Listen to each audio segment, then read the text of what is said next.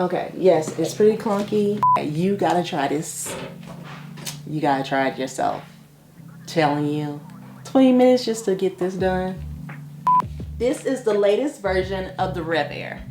Unlike traditional hair dryers, the RevAir is unique because it uses the power of suction and reverse airflow. The reverse airflow allows for your cuticles to lay flat, and it also stretches out your hair depending on the setting that you use. Your hair will insert into here. This is called the one. Around the parameter here is where the heat comes out.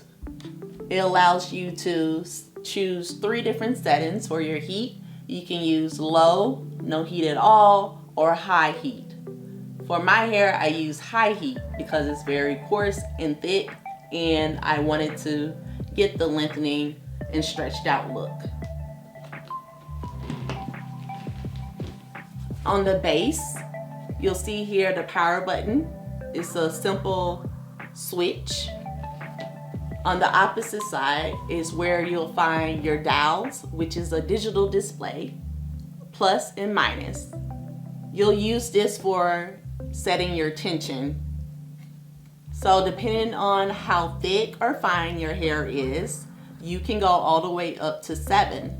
Because my hair is thick 4C hair, I use 7. I was a little bit nervous with my thick hair going into the one and getting stuck, but it came right back out like it was supposed to do. And these are the final results.